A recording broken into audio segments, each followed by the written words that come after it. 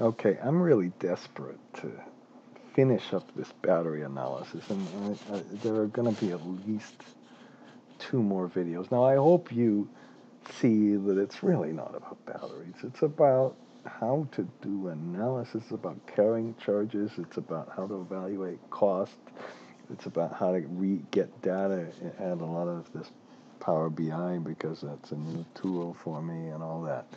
Now, in this last, in one of the last two videos, I'm going to try to have the battery analysis tie in to some of this merchant electricity analysis.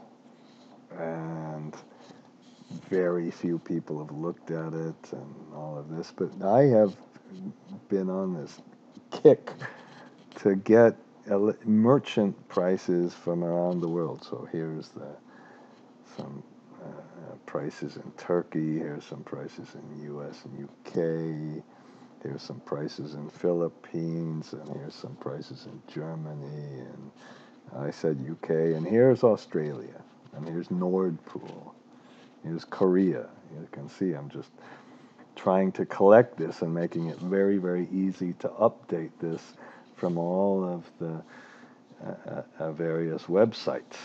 Now, here's why it's all relevant, I hope. The merchant prices have, particularly on an hour-by-hour basis, some very big differences sometimes between on-peak and off-peak prices. And the question is, can we make batteries economic against any merchant prices? Can we buy power off-peak and then resell it at much higher prices on-peak? That would be a pure economics. I know it doesn't have ancillary services and some of this frequency regulation and all this support for renewables and all this other stuff that batteries do. I'm sorry, about not including any of that. I'm looking at kind of a pure storage analysis. Now, the question will be, should we put, if we're doing this strategy where we can buy as much power as we want, basically off peak, and then do we want to store it and then dump it back in a few hours on peak? How would that strategy work? Or should we just buy a bunch of smaller batteries with no storage, this kind of stuff, and, buy 10 batteries off peak? This, somebody, she sent me something cool. She said, look at this thing I read, this Better Batteries, Better World or something. How cool this was. And they said, the cost of batteries is coming down so much, it's going to completely revolutionize the whole world. And you can, it was done by McKinsey, so, okay. And here, we looked at I still have this thing up, and this was our kind of cost per kW versus cost per kWh, and that McKinsey report said the cost per kWh was coming down to 230 USD or something. And depending on, I'm looking at this now, depending on the different technology, here's one for 363. Okay, these ones were more, but yeah, there were some here. This one, this pump. Oh, that's pump storage. That kind of doesn't count. But this one is pretty low, and that has 8 hours storage. So is it better to have there's zinc with 8 hours storage, or perhaps this one with 4 hours storage? That is about the same price per kilowatt hour of storage. So you want to perhaps get this number to be as small as you can. Now, to do this in the markets that we can look at, I think the Australia market is kind of really interesting because, and I've got a file open, in this Australia market, so this is on the merchant power page. And in this in this file, I've just taken the hour by hour prices and converted them to USD and gone all the way back to 1999. And these are daily prices, so you can see that they kind of sometimes they reach some high spikes. So what about buying the power at the kind of low periods and then reselling it at high periods, especially when you have this kind of thing with no market, with no capacity prices. Now, can I just talk to you about Power BI for just a minute? I had, for Australia, I had put a separate directory just with the separate CSV files. I think they're for each month, and they're in a separate directory. Now, in Power BI, here's what you can do. You can go and get data, and this is kind of amazing because I had wasted a whole lot of time making a macro that got all of those things from a directory. I thought it was pretty cool, actually. But you can do it right here. You can just go to this PC, go to the local drive, and go to Australia. Press OK. And what it will do is it will read all of the data in for you. And I'm just going to put combined, and it'll put them all together. I'll put combine and load, and I'm going to wait for just a minute while it does that. Actually, it didn't even take any time. Then it gives you a settlement date. Now, here's a little bit of the problem. The settlement date has a date and hour. We could go and split this into two, and then it gives you the demand, and it gives you the price. This is the RP, whatever. I assume it's the real-time price. Okay. And I guess this is for Victoria, but we press OK, and let's, oops, it's loading the data, just a minute. Now, just that fast, all of those different files, it put them together. I guess that maybe it did something else too, but just very, very quickly. So if I would want a graph of those prices, we want this number, and let's put this number here, and make absolutely sure, as usual, it's an average, I hope. And then we can put the settlement date down here. And just that fast, it kind of gives you the trend in the prices. And if we go click on this one, let's try this for a minute. If I put a little thing here, it kind of allows you to go back and forth. This was what I do with the NA method and the offset method, but that's pretty good, huh? And then if you want to go here and show the hour by hour prices, I think where it says settlement date, instead of a date hierarchy, you just put settlement date. Excuse me. Just a minute. Oh, I didn't have to pause even. Okay, if I just put settlement date, and you can see the kind of price spikes and all that. And that took me a long time. I don't even want to think about it. Okay, but it's not that good, actually, because here's what you really want to do. You do lose flexibility. I'm sorry, because I still want to go and I want to do a little bit of analysis on the individual price spikes. So I use the match index to find the highest price. Probably you can do that in Power BI. Don't yell at me. I just use the large command to find in the whole database. So this is just large. Here's our database. We've got a price database. And in the price database, this is kind of the same thing, except I did it, in Excel. And then we can use the EO month and get the average by month, and then the average by, I'm sorry, this is the average by day, and then the average by month, and then we can find which date gave you the highest kind of price spike. So this is just a match of the column M in the database. And then I'm sorry, this is the day of the highest price. And for the day, once you get the day, you can go over here and kind of find the beginning of the day and then get the next 12 hours. Those kind of things, I think, would be a little more difficult to do in Power BI. So then I said, okay, well, these are the highest prices, the 12 highest prices, and let's do a little analysis of this. And let's take the absolute one with the highest price. Now this is really embarrassing. I seem to have switched off the video.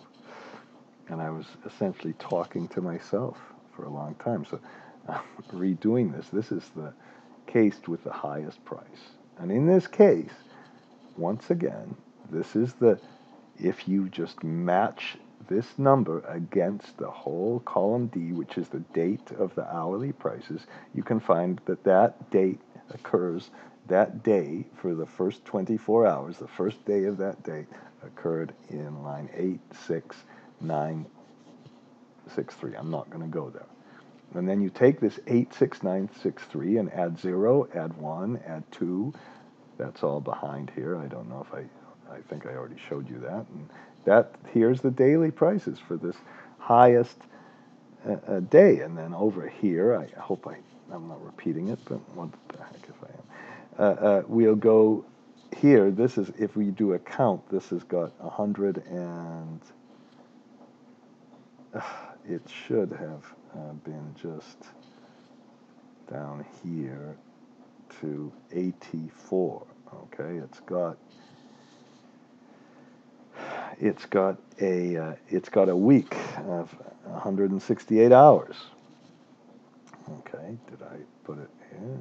169, don't worry. Then we say, okay, well, let's go backwards from that top price and forwards from that top price and go minus 84 and plus 84. And so we find this row number that goes backwards, and then the last row is forwards, and then we just make an index from the hourly price to get that. I don't think you could do that so easily in Power BI, perhaps. I still think knowing this stuff is extremely important, okay? I'm not going to give in that easily. All right, so in this situation where we had the highest daily price out of all these years back through 1999, we had 9,500 prices in 3 hours, 8,000, 6,000, 5,000, 2,000. And what would happen, and we also had in that week, so these are taking the small function and the large function against, you have to kind of put the whole array. It's a very inefficient function in Excel. Be careful with using this too much. It kind of scares me to use it. We take this whole array and find the smallest 8 values, and then we take the same array, find the largest 8 values, and we're saying we had perfect foresight and hindsight, and we could, I should have, I guess, just done it really before, because we can't store it afterwards, obviously. Sorry about that. Okay. Don't get too upset. All these prices are really about the same and pretty low. And we add up all those prices, and this is total charges, total charge in, if it's summed, it shouldn't be per hour, it should be per cycle, per battery cycle. So if we have a cycle that lasts 8 hours, it's kind of, we're inventing a new term, which they should have really done. It's not per megawatt hour, it's per megawatt hour of cycle, really, when they report these costs. Now, if we would sell the power, and this is the exchange rate from for a USD divided by AUD, okay, and if we would sell the power we would make this much for this cycle, for this 8-hour cycle. If we bought the power, it would cost us this much. Now, we would also have to recognize the efficiency, so we would have to buy a little more power than we actually sell. Okay. Now, you could do this in two different ways. You could have 8 batteries, or you could have one battery and you could just take 8 hours to store it, and then wait until you have the highest prices and use those high prices to sell the power. Okay? And you could then discharge this kind of wait until the price gets really high, and then just use those all of these 8 hours. If you had 8 hours of storage, you could just discharge this. Okay? If you have 1 hour of storage, you could get 8 batteries and do the same kind of thing. So, I don't know. This whole business of getting so excited about the storage, I must be missing something. I must be missing something big. Okay, now once we, it could be cheaper, by the way, to get a battery with 8 hours storage than get 8 separate batteries with 1 hour storage. That's certainly true. I don't have any qualms about that. So this is how much money we make per megawatt cycle. It's the D14, the blue one minus the red one times this adder for the efficiency. And then we just switch it to kW because I'm measuring the cost in USD per kW. The cost per kW in USD per kW. I'm going to say it's 1,500. That was all our kind of first analysis we just did with Power BI here, wasn't it? Okay, it was on this page perhaps. Here are the costs, per kW, 1,000, 2,000. Where's the lithium? 1,900. All right, and okay, and so I put a 10% carrying charge. I could have put a 5% carrying charge. I have to calculate now all the time. And then this is kind of cool. We would have made 40 in one single day or week. Let's do it in a week. And the cost for the year, if we had 5%, would be 75. We would have made half in one day. That's the good news. The bad news is that when we look at some of these other high prices, let's just do the same thing over here and calculate it again. And then in this case, I'm moving over here to look at what we'll make. We made half. Okay, and there weren't that many of these really high price spikes. And then we go down to kind of rank number 12 out of all of these years in September of 2015 and calculate it this time. And then when we calculate it this time, oh no, this is kind of miserable. We only made 0.52, even though it was one of the big price spikes. So it shows that economics are hard to make work in pure merchant power. Maybe I'm wrong, but I'm trying to take about as positive example as I can find and just go through some of the fundamentals. This is what we have to start with. We have to start with the pure things, not just babbling about, Tesla or something. Or PayPal, how we got rich. Okay, now then, here's what we can do. In this battery and solar analysis, I think that's a little different. This time it's really about diesel and solar. And my position is that if you burn diesel, here's your fuel costs that we got from the futures market. Other markets might be higher or lower, and here's the heat rate. So this is in fuel cost is USD per MMBTU per megawatt hours, the heat rate multiplied together, you get the fuel expense. For solar, you have no fuel expense. Now, whether this is exactly right or not is subject to question, but just to kind of do and then you get a 110 value. Now, if you move over to our kind of marginal price, USD per MWH. And our marginal price, let's say we're running diesel until 10 o'clock, then from 11 to 6 for some reason we're using the solar, and we have surplus solar, so we never have to run diesel, so our marginal cost goes down to zero on our little island system, and then we have to run our diesel again at nighttime. Whatever. I'm just making some assumptions up. So in one day, the value we get is just the sum of all of this stuff. I didn't have to sum it twice. I could have summed the whole column. That was kind of stupid. Well, but if this would be a little tiny positive, I guess I couldn't have done it. So maybe it's okay. And our cost, so our value from discharge,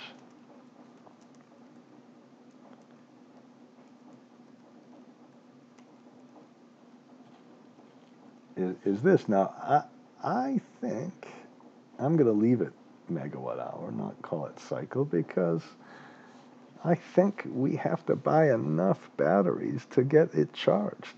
We have to have enough batteries in this thing. And what we would have to do is this is our limit. We are constrained on getting the power in these hours, and we have a whole lot more hour to discharge, a whole lot more time to discharge over here. So our net value is this. Then for the year, if we said, well, this is for one day, for the year, make sure you multiply by 365. I accounted for the leap year. Ugh. For the year, this is in USD per megawatt per year. That's our value. And then we divide by 1,000 to get it in kW per year. That's kind of what you should do in all of this electricity analysis. And it's, I think, this. I'm stopping finally. And this battery analysis, yeah, it just combines so many things. It's not that I'm totally obsessed with this battery stuff. It's more that it's got carrying charges, cost of capital, inflation. It's got diesel fuel prices. It's got demand patterns. It's got renewable energy patterns. It's got solar cost, fixed cost. All of these things go into the analysis. So I find it a little tricky. This file will be on the website in the merchant price page. This other file on the solar will be in the final bottom right-hand little page that has storage and renewable analysis. And that is that.